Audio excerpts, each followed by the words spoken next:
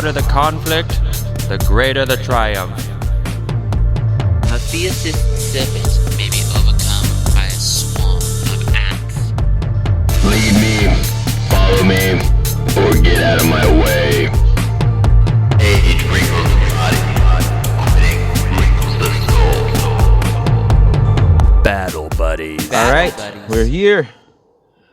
Good morning or afternoon, listeners, depending on when you're hearing this. Welcome to part 3 Part 3 of the Odyssey. It's been an odyssey so far. With you and me. It's a lot. That's pretty good. Thank you. Yeah, we're doing it. Welcome to Battle Buddies, ladies and gentlemen. For those of you who, if this is your first episode, that's odd, because this is part 3. So go back to part 2, then subsequently listen to part or 1. There it is. Yeah. Well, things aren't linear. So I guess if you start here, you're allowed to do that. You can do whatever you want. Yeah, that's true. Yeah. Freedom here at Battle Buddies Podcast. Okay, we're going into the Odyssey. We're on book 7. It's getting a little... It's going to get pretty fun today. Now, book 6 and book 7 are very related books. So just to recap really quickly what ended, or how we ended book 6.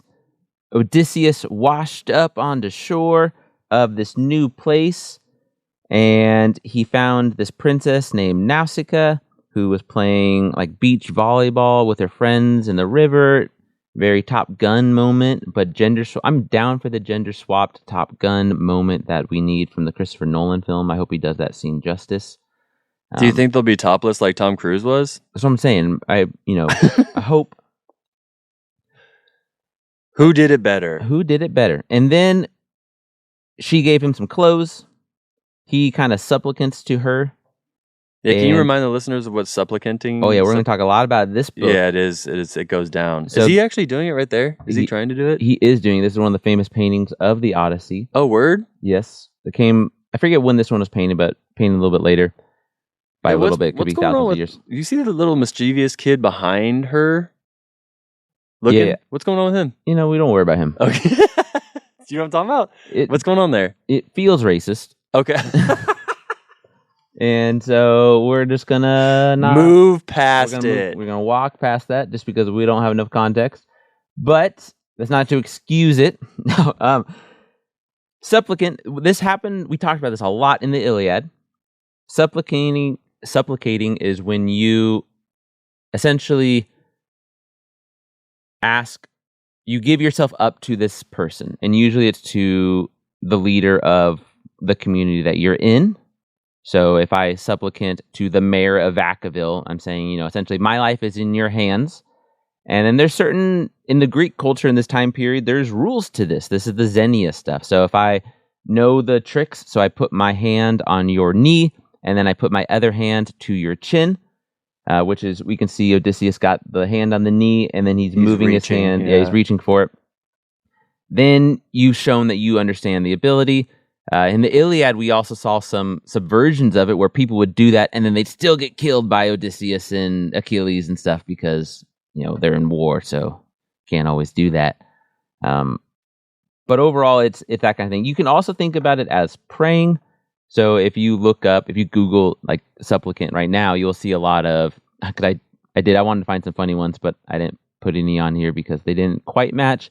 But it's a lot of sending prayers work, prayers heal. A lot of Christian gifts of that appear when you Google it, which kind of shows how the word has transformed since then. I have a question. Yes.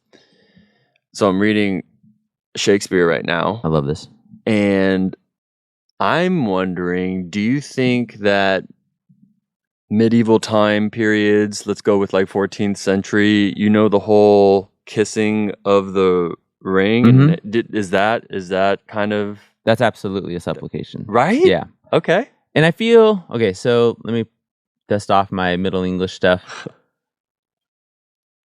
I feel like they would call it maybe not a supplicant, because I don't know if there's like a religious connotation to supplication. So I think maybe they call it fealty. I am reading Richard. I just read Richard II, And the reality is, right, is that if you were God ordained, Mhm. and that means that your king is when somebody says like, hey, if you talk shit to my sub, you're talking shit to me while I'm gone as a teacher, right? Yeah. It's the same thing with the king, right? So it's like, if Sure. you're talking shit to the king, you're also talking shit to God. So when you go it's multiple times in Richard II and Shakespeare, there's very much a whole point to them stopping and being like, you need to, before you talk, you need to go like kiss his hand and make sure you're showing this God Yep.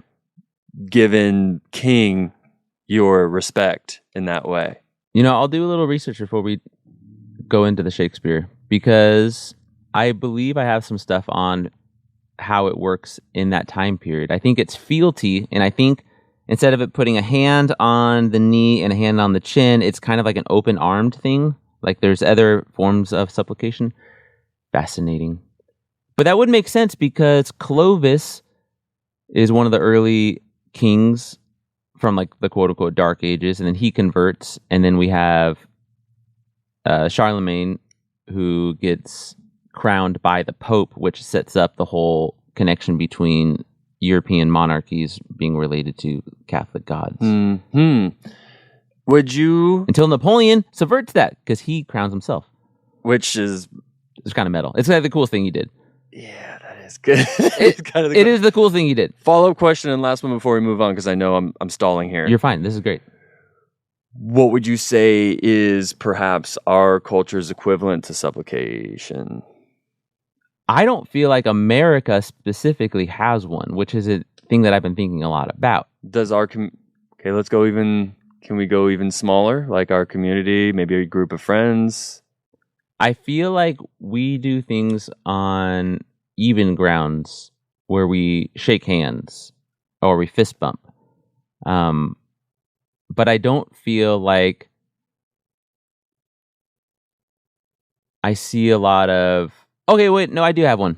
Ooh, what do we got? Yeah, because I talk to my students a lot about this when we talk about nonverbals.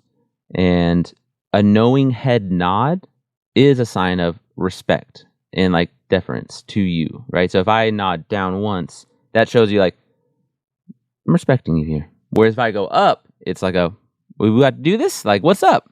Are we going at this? So those are two very different techniques in America that I definitely learned in Long Beach. Like, you got to follow that. And if the guy does a head down, it's like, yeah, we see you around here. This is fine. But head nod up. There's also like, you could also do one of these, Mhm. which is like a head up, which is like, hey, what's up? Right? Kind of to feel things out. And in Fairfield, like if you don't give one of those back, that person's probably got beef with you. Sure. Yeah. More signs. But the head nod down, one knowing nod down, is definitely a sign of respect. Listeners, hit us up and let us know if you got any nonverbal or verbal supplications in your circle. I would like to know this. Yeah. Like, I was trying to think when someone hosts a party, I guess, but it's more just Xenia, like gift giving, like you give a flower or you bring a beer, whatever, you bring a gift to the house. But that's not necessarily supplication because you're not asking something of the host. Mm-hmm. Well, interesting things to think about as we wander through this journey. Okay, so Nausicaa, if we remember, her problem is that she is not married and she is a princess, so she needs to become married. So she can't just bring him into their town because their town is kind of xenophobic. That word xenia here, meaning that they're scared of other people or they dislike people that are not themselves. We brought this up in our fascism episode. Absolutely. See Trump's tweets over the last year. Fucking idiot. It was brutal. Sorry, we woke up to him saying that he was going to commit genocide and against the Iranian people. Yeah, as of April 7th, 2026, when we record this, Trump said that he will end a civilization if they don't come to an agreement about the Strait of Hormuz. Yeah, it was essentially just the Cato speech, but there's no fig falling out of his sleeve. It was just the worst parts of the speech. So there's no interesting play. Okay, so that's xenophobic. That's xenophobic, sorry. so mad about it. I want this to Yeah. echo into time. Yeah, that's xenophobic. Xenophobic. Okay. So she can't just bring him in because he's this obviously masculine, beautiful man. He's all but naked. And instead, although she does clothe him, she wants to sneak him in. So he's trying to find a way into the city. He notices that the city is very impressive. And our friend Athene for Greek, she comes in disguise and she essentially wraps him in mist so that he can walk through the city kind of like It's a cloak. Yes. And I have a picture of it that we made. And so you can think about it a lot like Macho Man. Brother.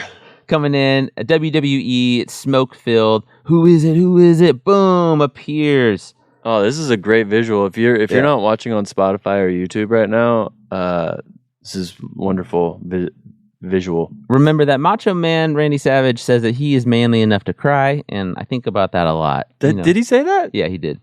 I have all my emotions, including crying. I've cried 1,000 times. Oh, well, this is a good because Odysseus cries a lot, Odysseus cries a lot. especially with what we're about to go through. Like, there's a lot of crying. He needs to cry.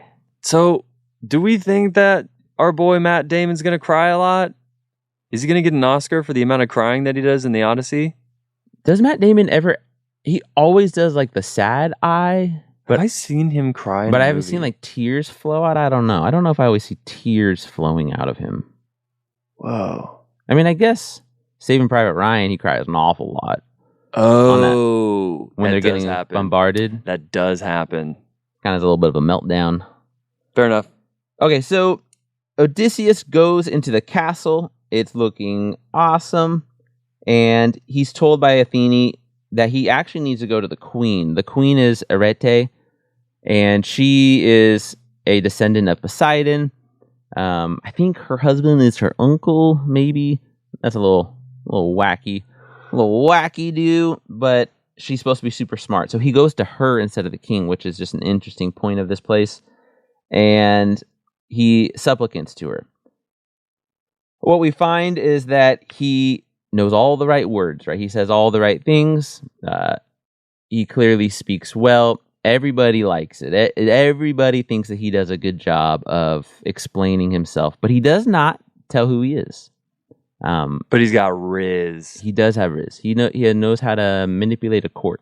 So the king is like, this dude's dope, and all the sons are awesome. And they're like, do you want to marry our daughter? Like they just love it. They love him. And he explains a little bit about how he just came from Calypso's island, because that's where he was coming from. Okay, this island is interesting. There's a little bit here that's worth, I don't know, exploring. That it is almost like a plot device for Odysseus himself, because if he was to go back to his island right now, Ithaca, he would have nothing. He would be all alone. And what would be the point of the last 20 years of his life? I don't know. And I think that this is going to be a small threshold so he can gather some praise and perhaps some actual money and spoils of war that he can then bring back to Ithaca. So plot device wise, we need this scene. It's also going to be a chance for him to explain kind of where he's been for the last 17 years, 20 years, whatever we're saying it at this point.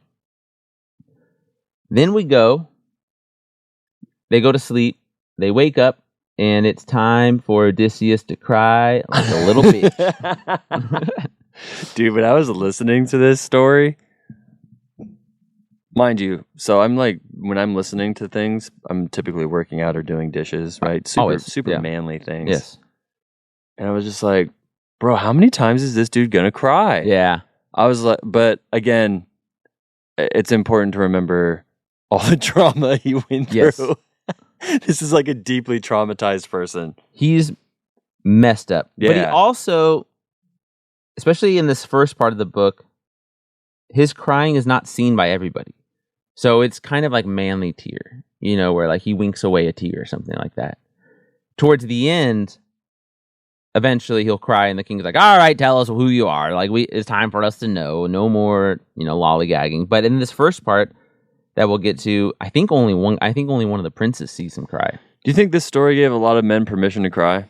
I hope so. Like, I don't think it was that weird for men to cry until in 1492 we sailed the ocean blue, and then we forgot that men cry all the time. Yeah, when you think about the Spartans before war Yes. brushing each other's hair with boners, it's like they probably cried.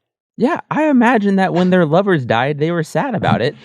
Yeah, dude. Yeah, they would cry. Okay, all right. Macho Man Randy Savage cried. I cry, dude. If I think too long and hard about the movie The Green Mile or Forrest Gump, Sure. I'll get things going. What scene on Forrest Gump? Oh my gosh, are you kidding me? Are you joking? What about the part where he's trying to talk to Jenny when she's in the grave, and he's talking about the drawing that? Oh yeah, dude, that his kid made for it. That's rough. Or when he goes to school and he's like, "Is he like me?" Oh God. Yeah, is he dumb? Yeah, that one's rough. That's rough.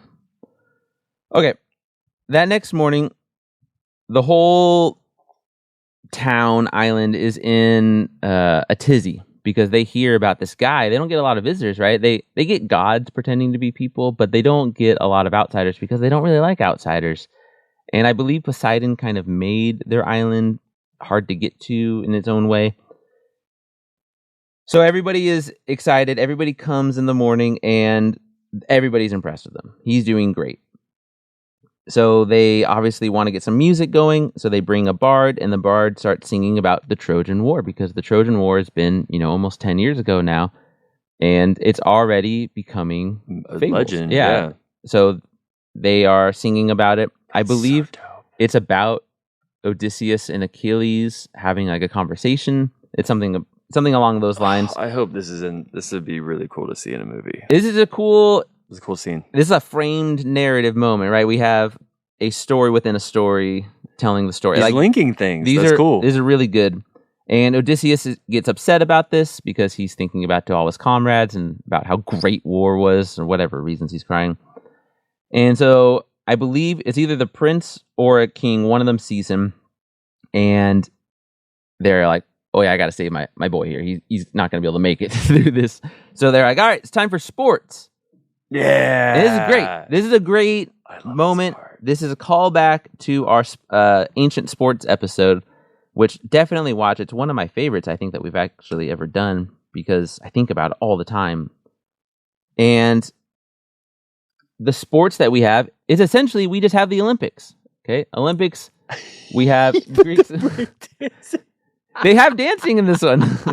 He put the ridiculous breakdancing. Dude, it's hilarious. it's great that the Olympics, the modern Olympics, has seen some of the greatest athletes do the most amazing things, but one of the most iconic forever will be this Australian shitty breakdancer. And it just goes to show that humor is really powerful sometimes. Yeah, dude. Whether intentional or His not. whole life up to that moment. Okay.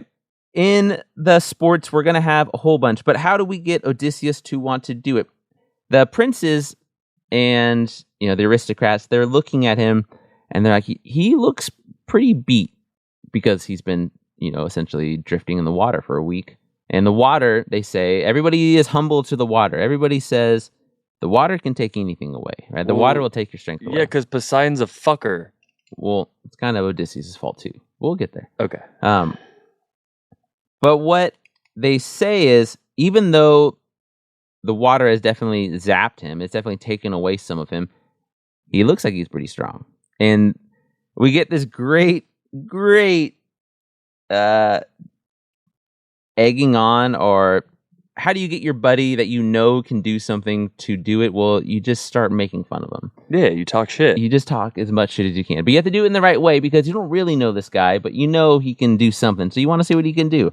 So they send over his buddy, and he just talks about how shitty Odysseus is. He's like, yeah, you're too weak to do anything. We know. We understand. And Odysseus does not take well to that. And he basically says, okay, you did it. I'm pissed. Let's fight. But he also has a great moment where he says, all right, I'm in. I'm going to do what, I'll compete with you guys, but I'm not going to compete against the prince because I know Xenia rules, essentially. Why would I go against my host? I'm not going to show up my host. I'm not going to compete against my host, but I'll compete against all you fuckers. It would be uncouth. It would be. It would violate the rules. And what we'll see once we do a flashback in a little bit, that Odysseus has learned his lessons about Xenia at this point. Like, he knows now what to do. This is him grown as a person in the Greek culture. But just show you a little bit of the taunt that we get. He says to Odysseus, "No, indeed, stranger, you don't look like a man familiar with contests such as mankind has in plenty. You don't look to me like an athlete." It's awesome. That's a good line. You play ball like a girl. Exactly. So they're throwing like a discus or like a stone. I think a stone throwing, and they throw it. And when they throw it, Odysseus throws the farthest one, and like everybody in the stands, like, we don't even need to mark that one. We know that one's his. Like, we don't need to see which one went the farthest. We know that one's his because he's so strong. And Odysseus talks about all the sports that he'll play. He's like, listen, I'll do anything. We can do throwing, we can do archery, we can wrestle, we can do jumping, but we'll do boxing last. And I was thinking back to our episode on ancient sports, and boxing has to be last because it's fuck you up. It's crazy. Yeah, it fucks you up. You could almost die from that shit. Yeah, and I didn't realize, the same guys are doing all the sports. It's not like how we have it now where you do one tiny event. No. You do sports all day, so you put your most violent one last so that when you get fucking murdered, at least you got to do your other ones first. Because what was the lesson? It's better to die than submit or something like that in boxing. Well, yeah, because we learned from what Nick was telling us is like, now it's like, oh, I'm going for a belt, I'm going for this. Back then it was literally just honor. Yes. And like, oh, I won. So just bragging rights is essentially what you won for. But since we have a huge grappling community who listens, this is legit. In the Odyssey, they literally talk about wrestling and grappling. They do, absolutely. It's fucking cool. It's really fun. Really cool. And there's there's some wrestling and boxing in the Iliad. Yeah. I like the wrestling scene in the Iliad. I think Odysseus is the one that does the wrestling. I think he wrestles that bigger guy. Anyway. He does say, though, that he does not want to get into the foot race because he's so zapped from his travels in the ocean that he doesn't think he can handle that. And that's when I say that he's a little bitch about that. Really? No. Yeah, I understand. Listen, he doesn't do I thought that was him like knowing himself. No, like, he does really good understanding that because he would get crushed. He doesn't have the carbs. How's he going to break that down? Come on, you got to have stores. He doesn't have the carbs. His VO2 max is so low. He's not been doing that zone 2 running. It's true. He's not conditioned for that. But throwing a discus, he's just like, all right, bet. Hold my beer. Hold my beer. Exactly. Shout out to our new Patreon supporter, Jeff, for forcing me to do zone 2 workouts, which I fucking hate. You're zone tuning it up, bro? I try. I can't do it, though. What's his name, Jeff? Jeff. Yeah, shout out to Jeff. I can't do it. I hate zone 2. It's so boring. Sometimes it's good to be bored, bro. It's good to be bored. Listen, I understand. Here's my problem: is I start running and I'm like, "This is the most fun I've ever had. It's totally new," and then I run as fast as I can. Trust me, yeah. You're listening to music too. Yeah. So you're just like on a different plane. I'm having a great time. Trust me, I'm in the same. I'm less than a half mile in every time. I'm like, ah.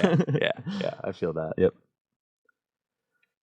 Okay, so they compete. Odysseus, he humble brags, right? He says about archery, I'm the best archer there is. There is only 2 archers better than me. I think only one better than me in the Iliad, essentially, who we talked about. I forget the guy's name, something with a P. But he was very good. He's the one that was holding down the line when their lines get broken in the Greek ships during those crazy moments. And he talks about, some of the mythological archers like Heracles. I didn't realize Heracles was also a famous archer, but I guess that's one of his feats. And then there was another guy who I don't know much about, but he says that he said that he was better than Apollo, which is a big no-no. Never say you're better than the gods. So he got killed for that. Oh, bye-bye. Yep, you don't do that. That's how we have spiders, because Arachne said that she was a better weaver than the gods, and then Athena came down and showed her what's what and turned her into a spider. And now we have Spider-Man. So thank you. You know, it all works out in the end. Yeah, everybody gets one. Then they liked Odysseus. They liked how he performed. And so to honor him, they wanted to show him that what they're actually known for is dancing. And so they build a dance floor and they bring down their boy with a lyre and they show him some dancing. And he's like, oh my God, this is the best dancing I've ever seen in my life. I really wish, I wonder what it looks like. I wonder what it looks like. Yeah, it probably is not very cool compared to like our standards, but that would be me. That's me being presumptuous. Sure. Maybe it's dope. Maybe it's hella athletic. It's Maybe something. It's dope. Do you think flips are involved? Well, that's why I put the breakdancing one in here because I don't know. Is it better than that? It has to be better than that, right? I'm imagining a lot of like. I'm imagining ballet is essentially kind of what I'm imagining, but I don't think it is. I don't know. I don't know shit about fucking ancient dancing or modern dancing. I stood in the back corner during school dances. And then do my freak dancing. Do you do a lot of freak dancing? Oh, man, yeah. Yeah, you did. With my Mormon girlfriend. You freak dancing son of a bitch. Yeah. I was like, this is too intense for me, guys. Oh, yeah, dude. Things escalate quickly for sure. Yeah. The song that they sing is it's a story that we've talked about a lot, actually. And we talked about in the Iliad, and I think we've already talked about it in the Odyssey. So I'll go through a brief description of the story. So the song is about Hephaestus. Hephaestus is one of the gods. He's married to Aphrodite, I think. And his whole thing is that they call him lame, right? He has like a messed up leg. And is one of Zeus's great jokes is when he was like Hephaestus was a child, he threw him out the window and they all had a great laugh at it because he messed up his leg.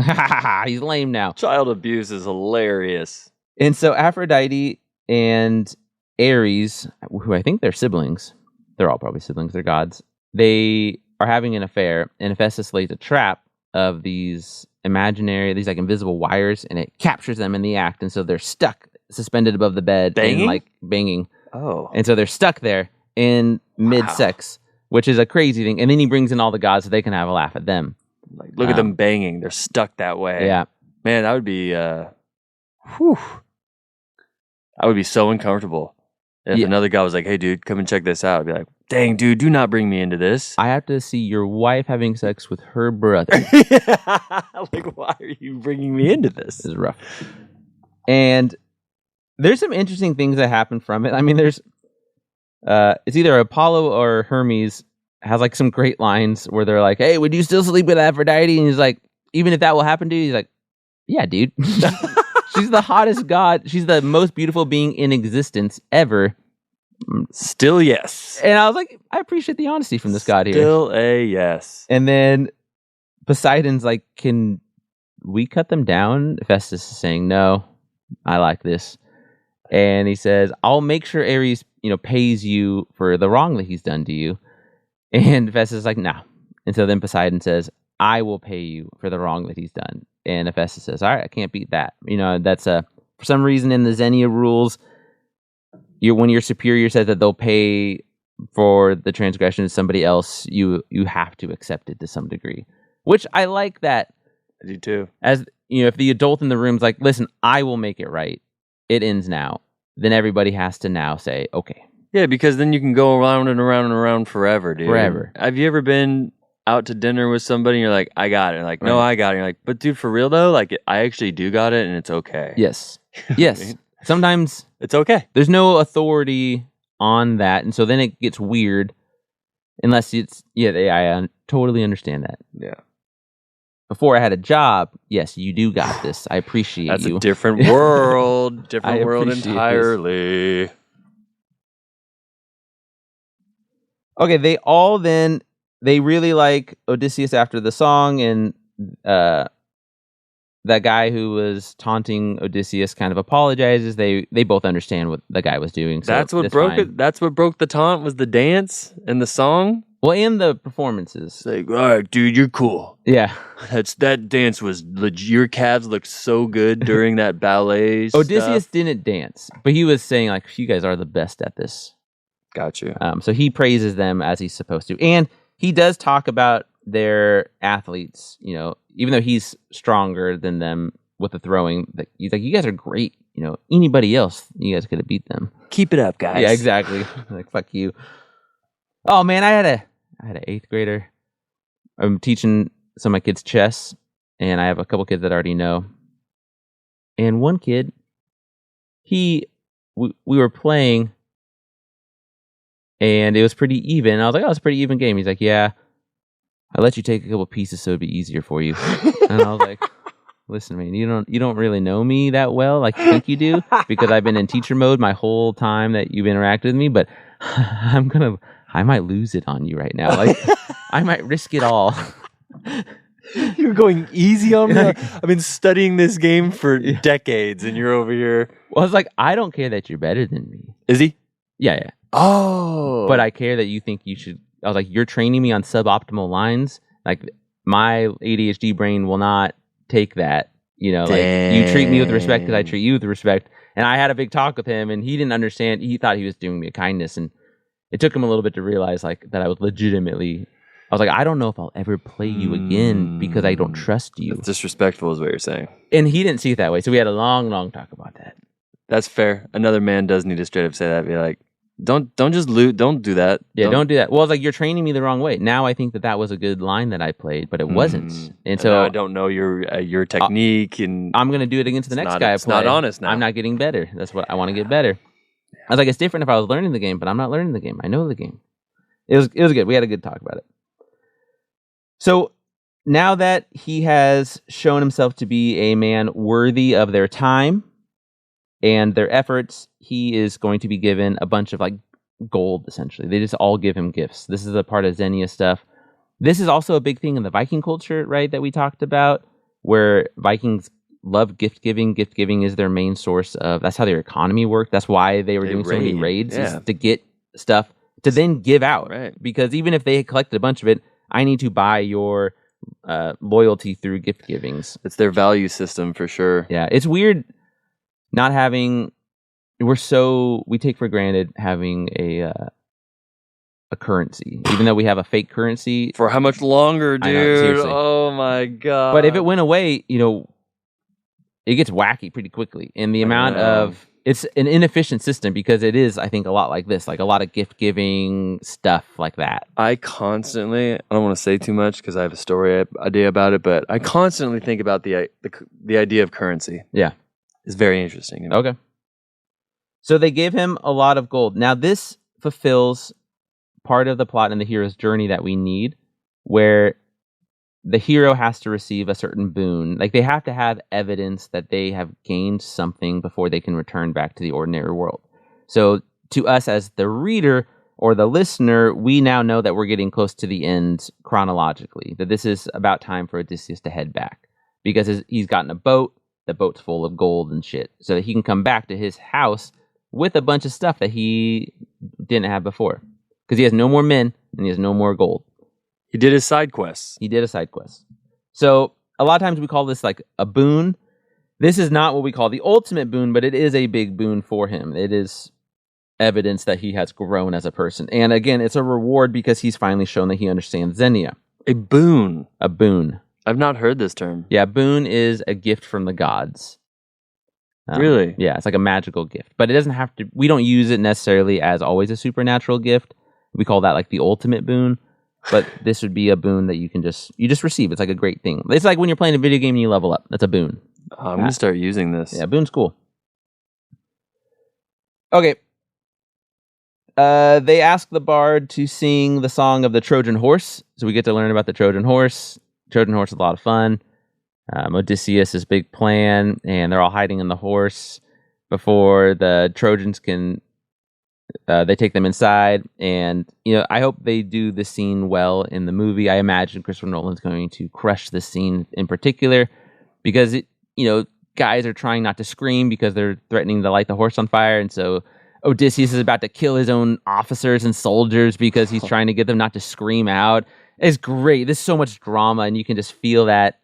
But Odysseus starts crying again, and this time pretty bad. So now everybody knows he's crying. And finally, I think it's the king. While we're in the Trojan horse we're crying, or while he's explaining the story? While he's listening to the story. Okay. And so the king says, all right, dude, enough. Who are you? And so Odysseus tells him about his story. And what that means for us is that we are going to go get a little complicated with the plot structure again of this story. And it's worth taking a second to think about it. In terms of chronologically, where we are in the story is, like I said, if the threshold between the ordinary world and the special world is water, which I firmly believe it is. I've not read anything on it, but I imagine that everybody says it's water. That's the Battle Buddies angle. Yeah, it has to be water. I couldn't imagine somebody writing an essay saying it's something else. Before Odysseus can go back, we need to, as the reader and the listener, understand the trials that he went through. So he's going to give us a lengthy flashback. So even though we're just about to go back to the ordinary world, he's going to go try to save Telemachus. He is going to flash back, and we're going to start the story right at the crossing of the threshold. This is the crossing of the threshold essentially being the end of the Trojan War. So the Trojan War ends, and he sails out to go do some stuff. And that's where we're about to be? Yes, in terms of where we are in the story. So we're backward mapping that, which is interesting. Yeah, that's nice to know, because when you're listening to it, you don't know that. So No, like, what the fuck is happening It's right very now? complicated. Because, the reward, seizing the sword, all that stuff for Odysseus is the Calypso island. And so now we're about to head back. Okay, so going back to step 5 of the hero's journey, he's entering into the special world after the Trojan War. And that takes us to book 9. So him telling us his story. Book 9 is one of my favorites. It's the one that I read with my students with my old curriculum. I don't get to read it anymore, which is a bummer. Maybe I'll still bring it in.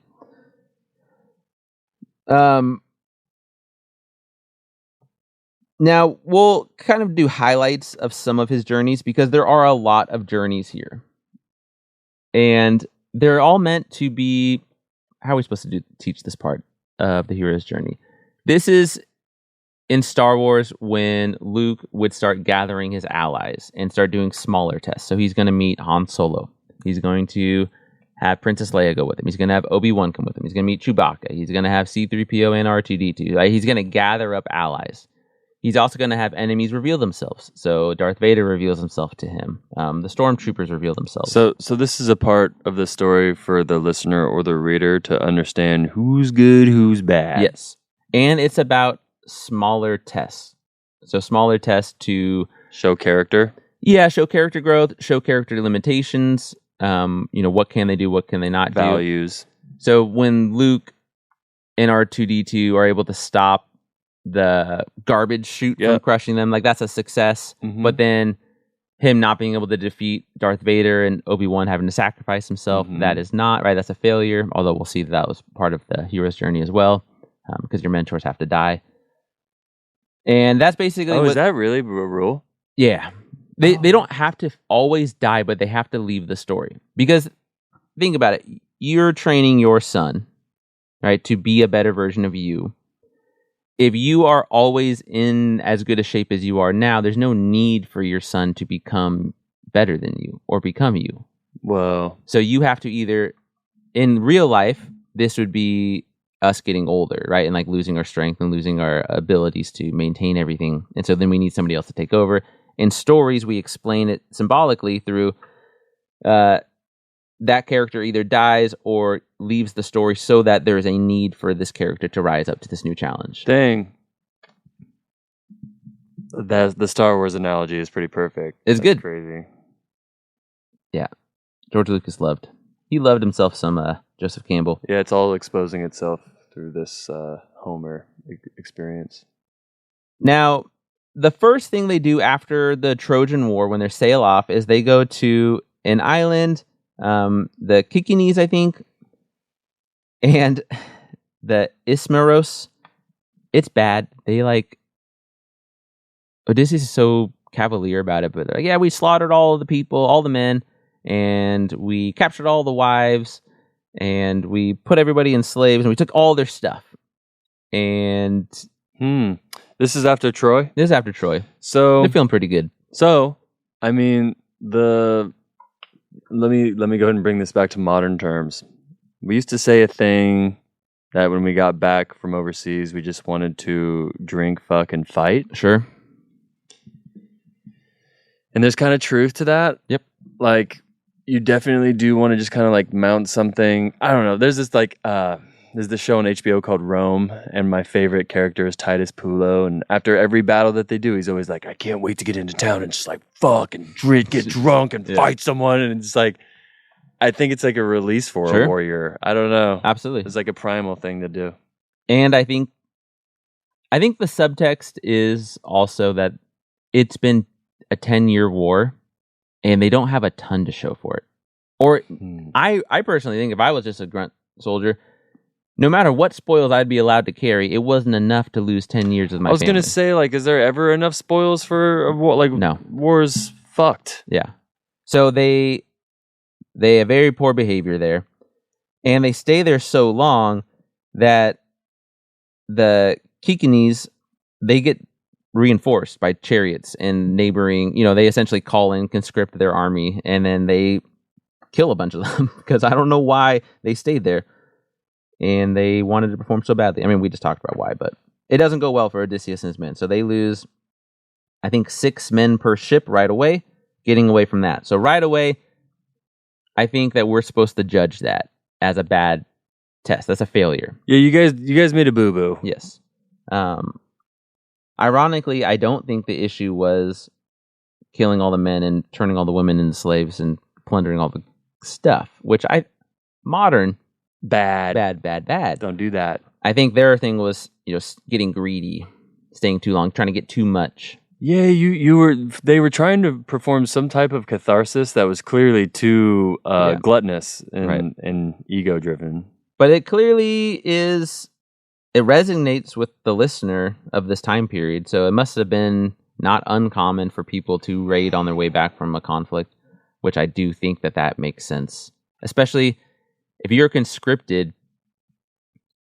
like in the case of the Trojan War, pretty far away, there's no supply line to get you back, so you probably raid all the way back. I was just going to say, we know from our Vikings series that raids are a military tactic. That's a legit tactic. It's just a politic of, it's how you're going to supply. Yeah. You can't supply, if you have no supply line, you're supplying this way. Yeah. And I think that does not matter the year. I agree. If you have no supply line, you're raiding towns.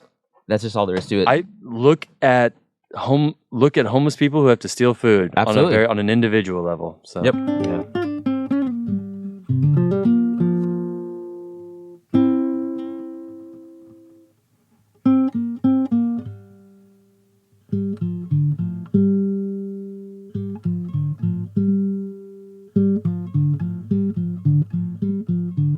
Okay, the next one that they go to is one of the more famous ones. So this one is a story. It's actually not that long in the Odyssey.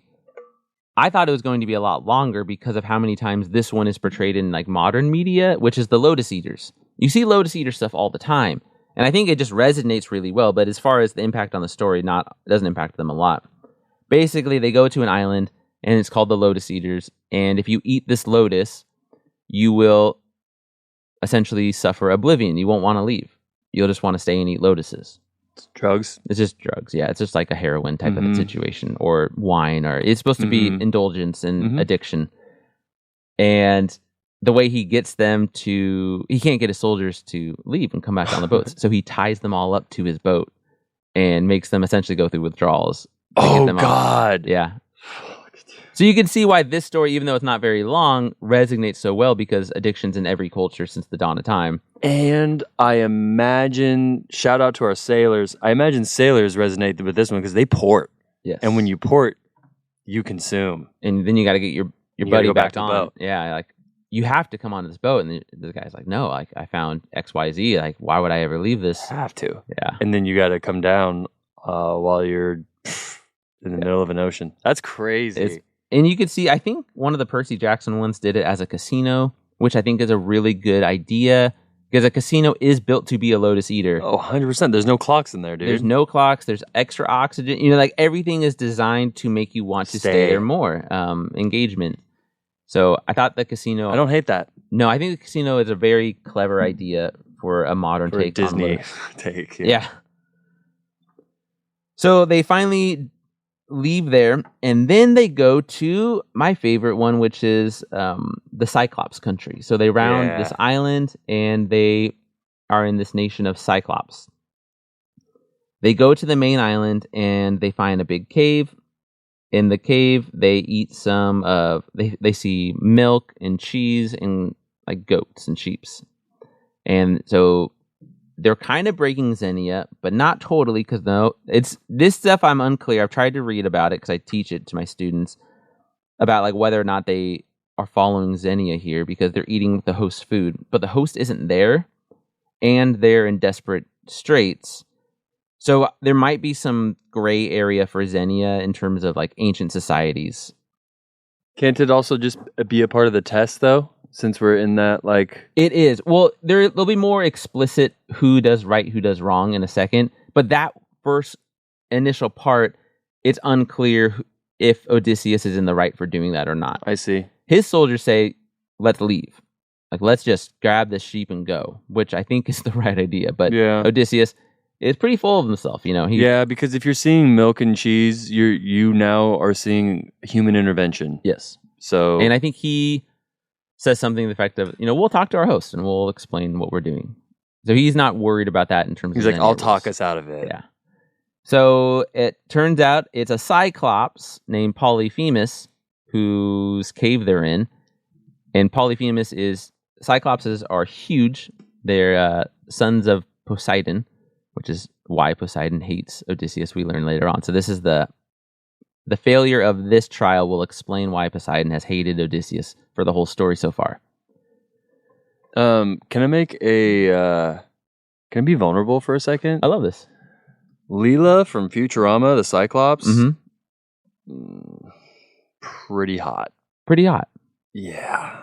You like very strong women. I do too. Strong women are great. Yeah, would you say she's more of a tom? She's definitely a tomboy. I don't even know what I'm saying. She wears a wife beater. Yeah. And she in like, combat kicks ass boots. and Yeah. shit. She literally just kicks people the whole show. I love it. But she's not a Cyclops. I mean, she is, but she's just a mutated human. Listeners, thank you for giving me the opportunity to be vulnerable with you about me being attracted to specific cartoon characters. Sure. It's okay. Continue. It's hard to continue from that. Now, so Polyphemus, he enters into the cave, and what he does when he first enters the cave is he has a door, but his door is just a giant fucking rock. And so he puts the rock in front of his cave, which now blocks the exit. He comes in and he sees all these little guys around, and he's like, "What's up, dudes?" And they talk to him. Odysseus thinks that he's doing very well, but Polyphemus just starts eating men and smashing their heads in like puppies. That's the description that the book uses, or the story uses, which I think is rough. Yes. Yeah, that's a very Pan's Labyrinth moment. Yes. It's a rough scene to read, but it's also really fun because he then they brought wine, and so they give the Polyphemus the wine, and Polyphemus drinks a bunch of it and passes out. Yeah. So then Odysseus at first says, let's just fucking kill this dude. Like, this guy's done. This is our moment. But he restrains his men from doing it because he realizes nobody can move this giant boulder that's in the way. So this presents to us a good trial for why Odysseus is worth his leadership role. Like, he is smart. And none of the other men were going to stop. They were all going to kill that guy right then because the guy killed all their friends. Because they weren't even having the forethought to think about how were they going to get out. So instead, Odysseus takes some of the best men that he can. He kind of divvies up roles. He's an officer in this moment again. Like, he's back in it. And him and a couple of the other guys, they sharpen a big wooden stake. It was a log. They turn into a giant stake, and then they heat it, to make it really hard, which we've talked about, the heating of wood into stakes for like anti-cavalry maneuvers. Then they take it, and it takes like 4 or 5 people to hold it, and they ram it into the Cyclops' eye to blind him. It was really cool. Right before that, though, the Cyclops, before he passes out, he asks Odysseus his name, and Odysseus, showing another moment of cunning, he says that his name is Nobody. And then, after he's blinded, Polyphemus opens the door, runs out, and says to his neighborhood Cyclopes, he says, "Help! Nobody has blinded me! Nobody has blinded me!" And all the Cyclops, because I guess they're not very smart there. "Okay, Polyphemus, if nobody's blinded you, I guess you're fine." And then they go back home, showing that Odysseus is very clever here. It's fun. It's a fun little riddle. Now, they can't just leave because Polyphemus is standing at the opening of the cave, and if anybody walks through, he would just grab him and squish him. So Odysseus has another plan. He has every man get tied to the bottom of one of these sheep and has the sheep walk out. So Polyphemus feels the sheep, feels that there's no men on top unless the sheep go. And Odysseus, being Odysseus, grabs onto the biggest one by himself. And Polyphemus talks to that big sheep. He's saying, "Why are you in the back? You're always in the front of my pack. I don't understand. What's wrong with you? Are you sad because I've been blinded?" No, he's carrying Odysseus, whose balls are so big it weighs him down. Okay, so they got out, and then they get to the boat, and they have some supplies. They're great. They're ready to go. And then Odysseus is going to have his big failure that makes all of his recent interactions that we've seen in these previous books more impactful. He starts shouting to Polyphemus, "Polyphemus, it's me, Odysseus, that did this to you. I'm the one who's crushed you. I'm Odysseus from Ithaca." He essentially gives him his social security number. And names are very important in ancient societies. Names have like power and value. So doing this is a big deal. And Polyphemus prays to his father, who's Poseidon. And he asked for him to either kill Odysseus or to take everything from him, make him suffer for a long time, and have trouble always waiting for him when he does get home. And so Poseidon answers that second prayer, which is essentially the story that we've been reading about.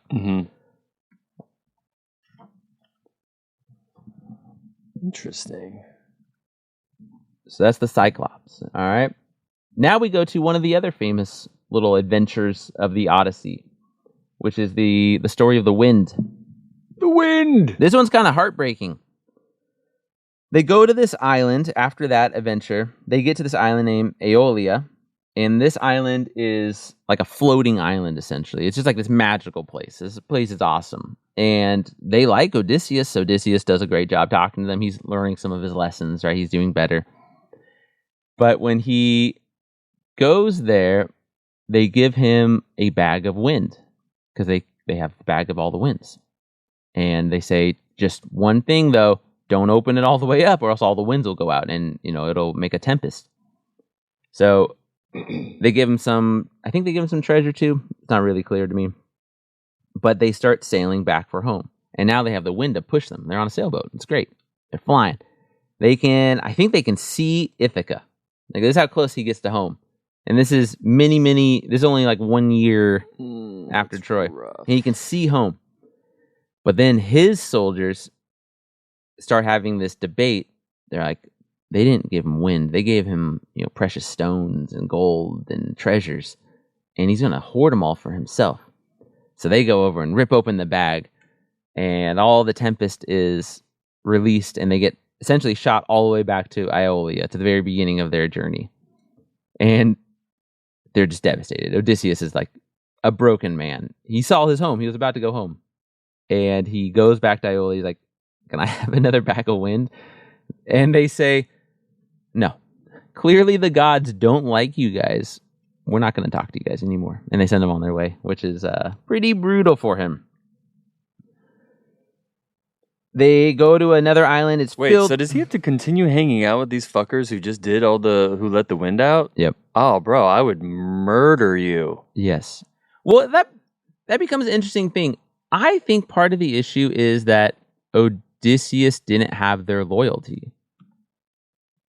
I see. That's kind of how I read it. But maybe it is just, the innate greed of man. They always want more. But he definitely does not have their loyalty to believe him that there was nothing else inside that bag.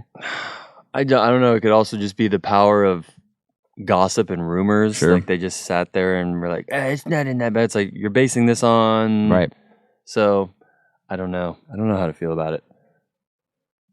They go to this next island. It's filled with giants. The giants start eating them. The only important part of that really is that only Odysseus' ship is able to make it out. That's what's important about the giant island, the second giant island, is that Odysseus is down to just his boat, whereas before he had a couple boats. So it's just him and a couple men left. So we're whittling down till eventually we'll get to just Odysseus. He's going to go to the island of Circe. The Circe Island's fun because the men go out to go look for food, see if there's any people here, and they all get turned into pigs. Wait, I think I have a pig picture. Yeah, there we go. Tight. I knew Spirited Away was going to happen. Yeah. There's a metal band that I listen to called Pigs, Pigs, Pigs, Pigs, Pigs, Pigs, Pigs. That's really good. And the fart in your general direction is obviously the winds. General direction. So his men get turned into pigs. And as Odysseus is trying to figure out what to do for the witch Circe, Hermes comes and says, you need to eat this special herb. It's called Molly. And I know, right? The special protects you against the evils of the world. Yeah, it certainly does. It does. It's great. You are going to hug everyone. You're going to love everyone. It's going to solve a lot of problems until the only problem it's not going to solve is sleep. Right. Or serotonin production. Ruin your synapses. Yes. Yeah. Solid. It makes your spinal fluid run backwards. So I recommend reading the book Circe. Yeah, you've talked about that on this show before. It's great. And these scenes are fantastic because it's modern stuff on them. It also gives you Circe's perspective, which is that she's had men come to her island before and they just essentially raped her. So the island is also the same name as her? It has a name, but I've always called Circe's okay. Island because she's the only one there. She gets essentially banished there.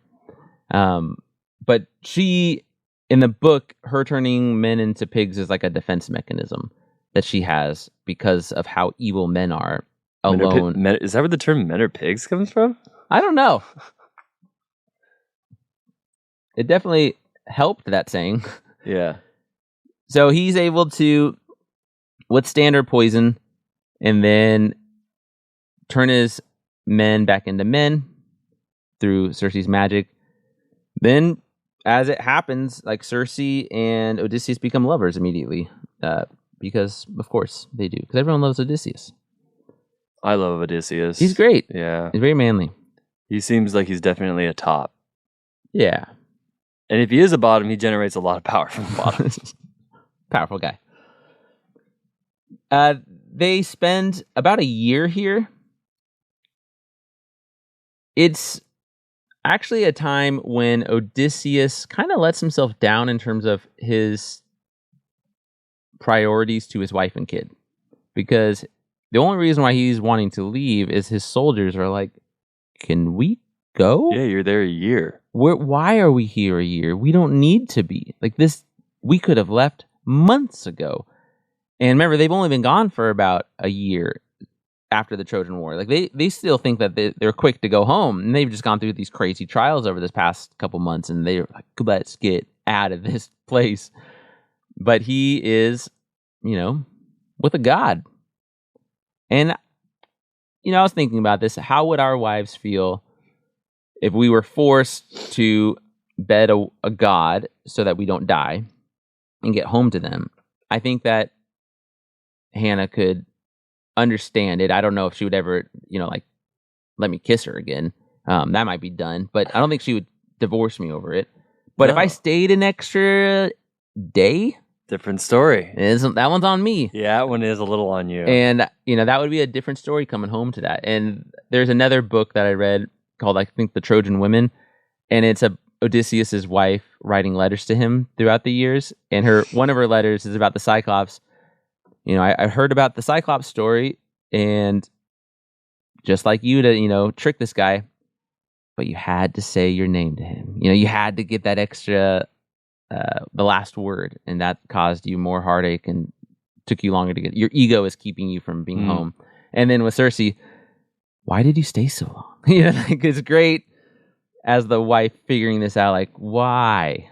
Why do you feel the need? Yeah, those are all valid questions. Yes, it's a good. Her letters are very, very powerful. Right before they leave, though, the night before, this is such a weird part of the story, but it's in the Cersei book, it's in the Odyssey. People like to talk about it because it's just, I don't know if it's a slice of life story or if there's a specific moral or why it's there or why people latch onto it, but one of the soldiers gets drunk and sleeps on the roof, which is awesome. Like, I love that for you. I love that. Yeah. But he does fall off and break his neck. Fuck. As I said, I love that. I was like, falling off does pose a problem. Yes. And I think that's why it's... Does he die? He dies, yeah. Right the day before they leave. Or like the morning they leave.